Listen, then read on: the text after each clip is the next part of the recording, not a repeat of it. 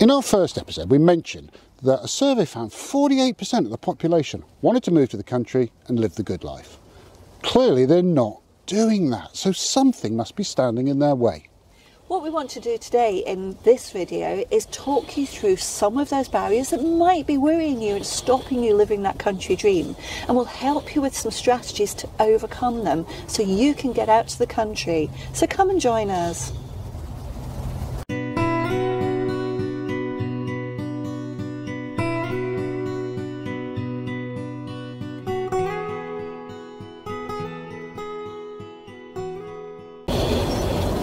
Living the smallholder dream has never actually been very easy, but if you're able to introduce some flexibility, and we'll go through some options today, you can make that transition a little bit smoother.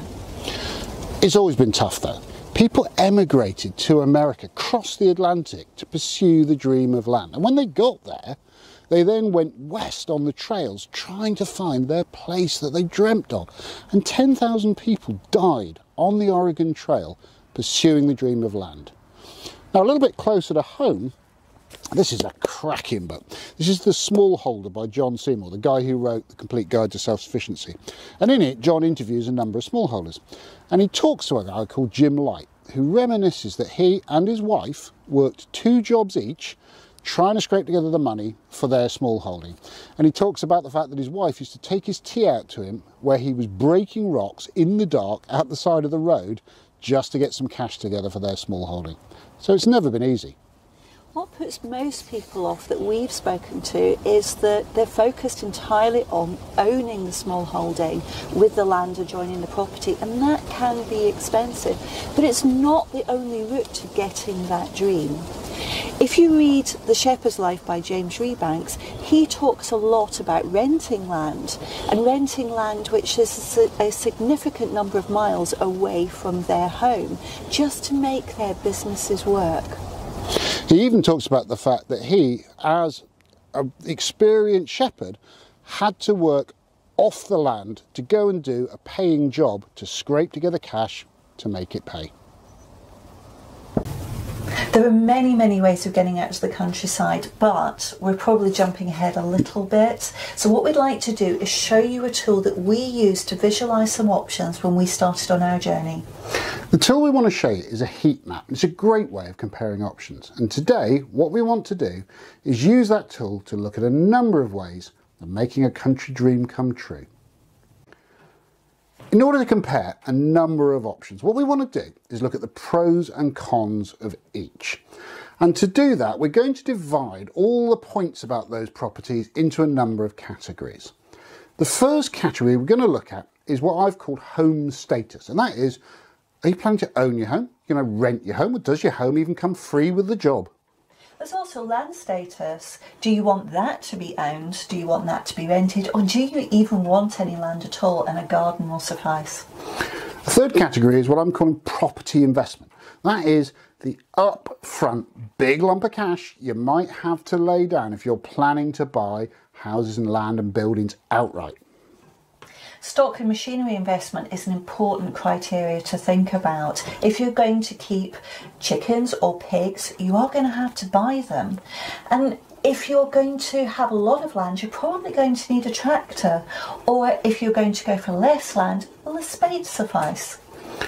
Something that's often overlooked is the ongoing running costs. Some properties can cost almost nothing to run if you set them up right. If you own them outright, if they generate their own electricity, if they have their own water supply, if they provide you with food and fuel, the ongoing running costs are small. On the other hand, if you're renting your land and renting your house, there's always going to be a bill at the end of every month. We have included a category called the good lifetime because that's what was important to us. We wanted to be in the country actually working the soil. So being able to say yes or no to that category was quite important. But you might be happy with just a house and a garden, but be surrounded by beautiful greenery. The last thing that you should think about is services quality. We've touched on that before, but by that I mean all the things that other people do for you. That could be anything from, have you got public transport available? What are the local schools and colleges like? In order to compare the different country options, we have to have something to compare them against. And I think a really useful way to start that comparison is compare them against where most people set out from. And that's living in a town. Now, being in a town, you might already own a property, so all the options we're going to discuss are open to you. But if you're renting in town, that doesn't mean that you can't have that country dream, because renting in the countryside still works. You can do like for like, and we'll look at all of those options with you. The other thing I think it's important to be honest and fair with yourself and your family about is there are upsides of living in the town. Totally appreciate that a lot of us are looking at the country as a dream, but let's be realistic about it. Some things are better and some things are worse. So let's put where you live in the town onto the heat map and we'll see how it works. We mark the status of the first one as owned, assuming that you own a house in town. The land status is grey, which means it doesn't apply. Yeah, you might have a garden, but you're not going to have fields and fields and fields living in a city. Property investment, though, we've marked that as red because generally a house in a town costs more than an equivalent house in the country. We've marked stock and machinery investment as grey too, and that's because without the land you don't need a tractor or even a spade, and you certainly don't need the pigs, the sheep, whatever livestock you're looking to get into in the countryside. Ongoing running costs, though, we've marked them as green. If you own the property, so you're not paying rent on it, yes, you'll have some bills. You know, you'll be paying for your rates and your council tax and your electricity, but overall, they won't be bad. And actually, some running costs are cheaper in the town than they are in the country. For example, mains gas is considerably cheaper than bottle gas. The next category, the good lifetime, we've marked that as red because clearly living in the city, you're not going to be able to dig the soil, make yourself that countryside dream of living the good life. And finally, your services quality in the town, we're generally saying, is green. You're likely to have a choice of schools and colleges. You're likely to be on public transport. You've got access to theatres and restaurants and shows and youth clubs and all manner of available, easy entertainment. It may be that you don't own your home in the town, that instead you're actually renting it. So let's plot that on the map and see what changes. Well, the first criteria of land status, you've still at best got a garden. You don't have that field or a larger plot of land to look after, so we've kept that as grey. The second does change, and that's the property investment, because you've got an ongoing monthly rent instead of an upfront cost. So that goes from red to grey. Stock and machinery stays the same though, because you don't need to buy your chickens, your sheep, your cattle, and you don't need a tractor or even a spade. Ongoing running costs are different. We've marked that as red for a rented property. Clearly you're paying rent every month. But also, generally, not always, actually rent in town is higher than rent in country areas. But beware, because I am saying generally. Some beauty spots, for example now, locals, so-called, people who live and work in the countryside, have been priced out of the market because those properties actually represent a very good income when people rent them out as holiday homes, etc. But in a general way, I think it is fair to say that a house in Lincolnshire will cost you considerably less than the same kind of house in London. Now, good life quality, still going to be red if you're living in the town. You're not getting outside and working with animals and tilling the land and all the rest of it. But you do still have all that great access to good services. So let's get to the good stuff, what you came for. And let's start with the option that I think most people would prefer. A house with some land that you own in the country. Well, set the statuses of both the property and the land to own. Now that's going to cause a big upfront investment because a house with land, generally, around here at least, costs quite a bit more than a house without land, even if you discount the land price, because most people want it, it's seen as an asset, it increases the overall cost of the property. You're also going to have to put money into your livestock and your machinery and all those other things you need to be a smallholder. Now, you can build up to these things. You can buy a fixer-upper of a property and do it up yourselves, as we did. You can start small with your flocks and your herds and breed them up. So it isn't that you have to buy everything up front, But if you want to get going at a rush, you're going to have to put some money into it. Ongoing running costs, we've marked those as green, and the reason for that is that you're growing your own food. Those costs have vastly reduced. You can reduce them even further by investing more in your machinery up front. For example, wind turbines or solar panels, that will reduce your ongoing running costs even more. We've marked the good lifetime because, let's face it, that's what most of us are striving for. We've marked that as green because you're out there tilling the soil, working to get that smile on your face. But finally, services quality, we've marked that as amber. It will be worse than the services that you've got in the urban environment, and that may be the public transport you've got access to, or you have to drive your kids to school, or it could be your broadband is worse. Now for us, the broadband here is fantastic. It's as good as the urban environment, but that's not typical of most countryside locations. So what if you can't afford or can't find the place with the land that you want? Well, why not buy a house but rent the land? Remember what I said before, that properties with land cost a considerable premium. So on this one, we're going to set the status of the property to own, but the status of the land to rent. And that can really bring down the initial purchase price. You still obviously got to make all the investments that you need in your livestock and your machinery, etc. But think about land rental like this. A, you're paying a premium for the property. B, around here, good agricultural land is 10,000 an acre, there or thereabouts, or £100 an acre a year to rent. So you can rent land for 1% of what it costs to buy. From an economic standpoint, you might be better off taking the money for your land, sticking it in the bank and paying the rent with the interest. It really is a vastly different proposition, renting land to buying land.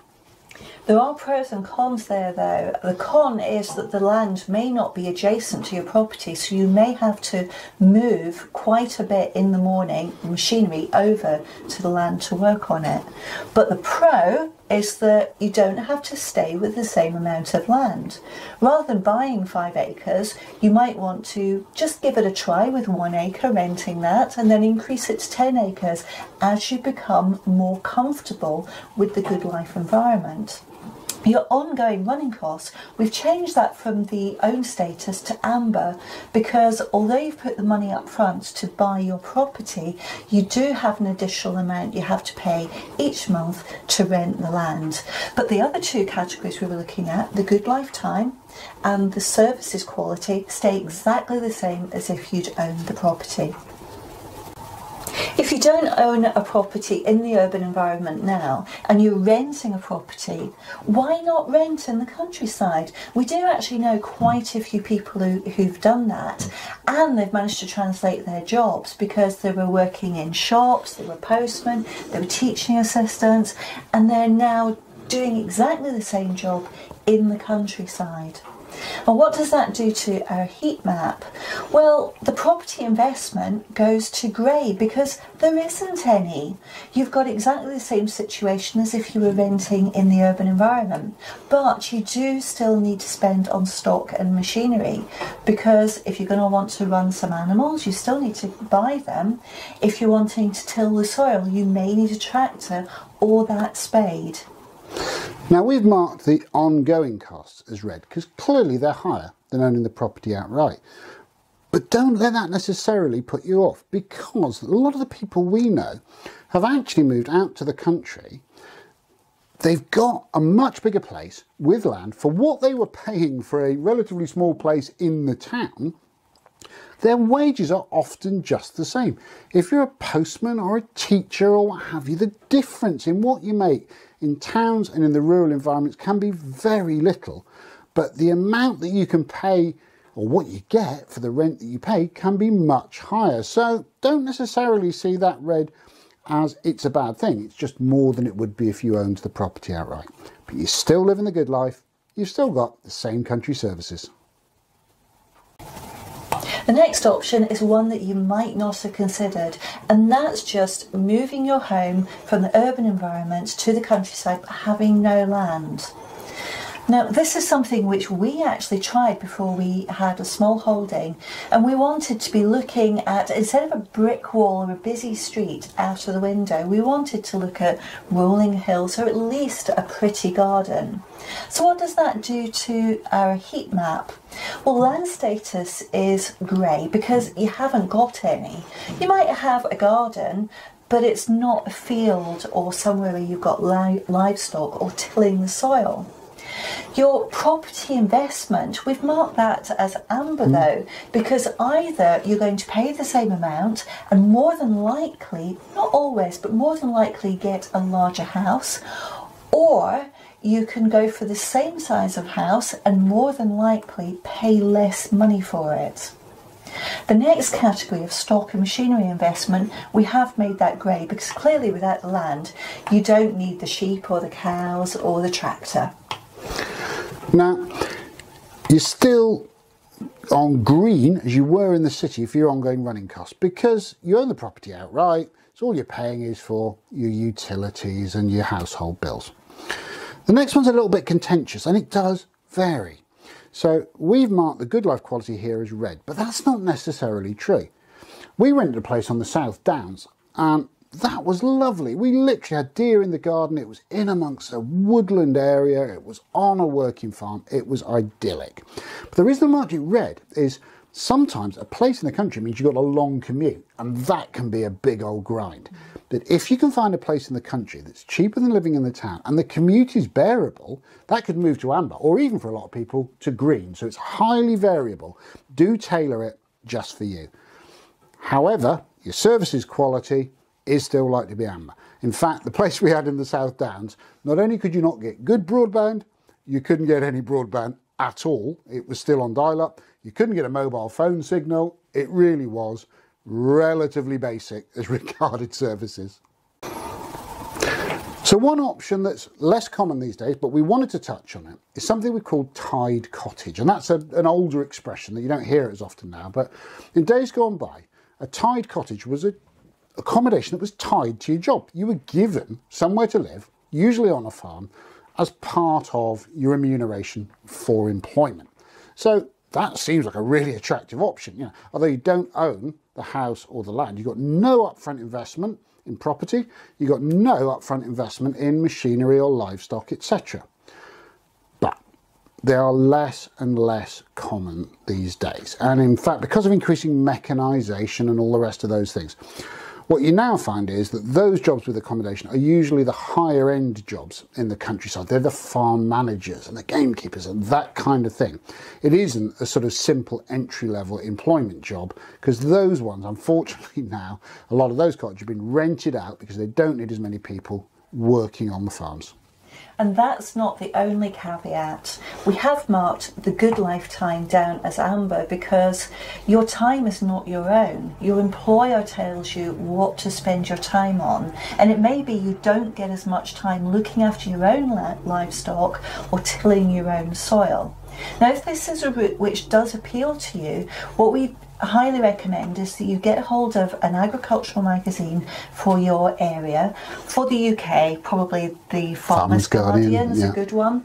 Look at the jobs that are advertised in the back of that magazine and work out which ones come with accommodation, because that should give you an indication which jobs are likely to give you that kind of lifestyle.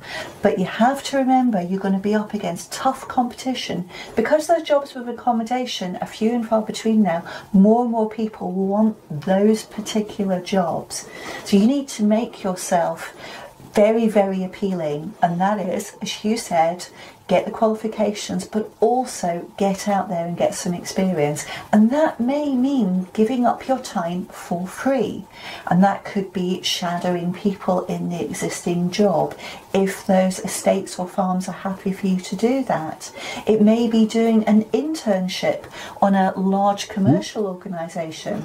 It may be just volunteering at your local city farm, but it will be giving up a lot of your time to get yourself in the right place to get that accommodation.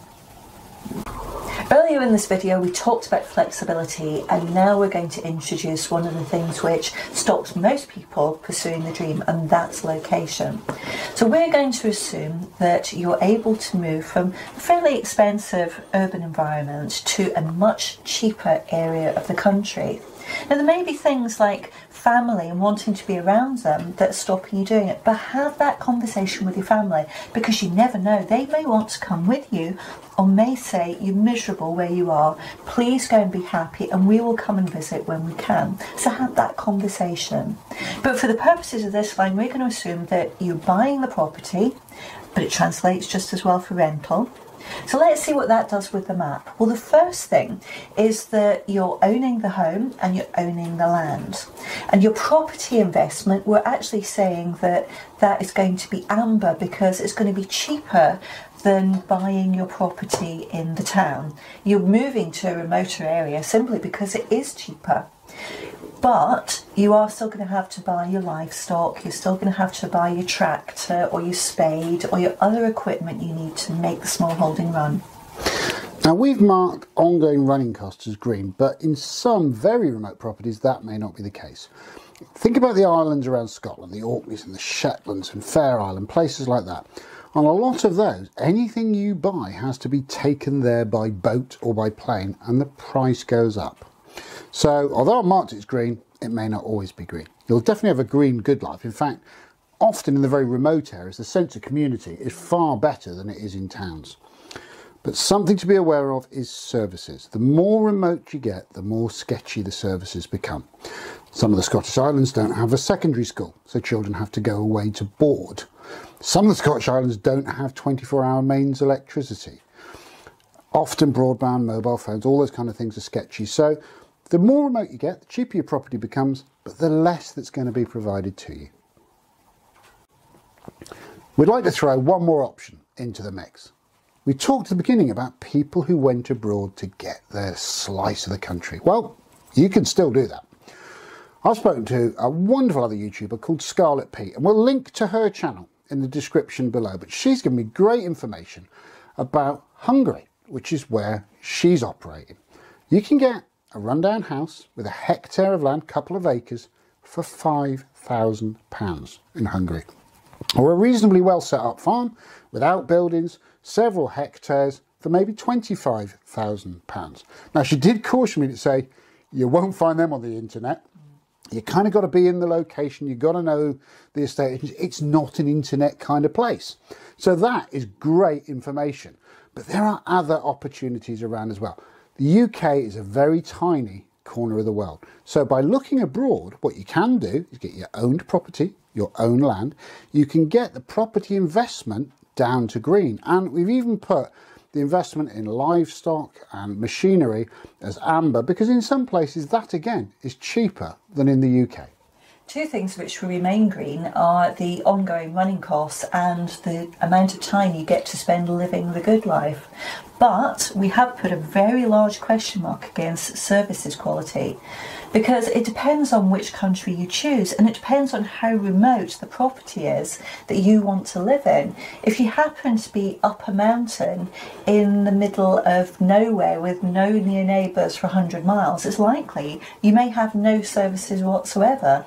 But it's also true that potentially you end up quite near an urban environment and you've got all the gold star services. So it's an option, and I think you've got to be brave. It's not one that's necessarily, immediately presents itself as, oh yes, I'll go and do that. But, when people like Scarlet are willing to take on the challenges of not speaking the language, not knowing the local customs and having to learn all those things, that bravery can transpose itself into an enormous opportunity to really get going with smallholding. This is our completed heat map. What we would like to point out is there isn't one single line in this entire heat map that shows green all across the board. There's grey, there's red, there's amber, but not green for every single category.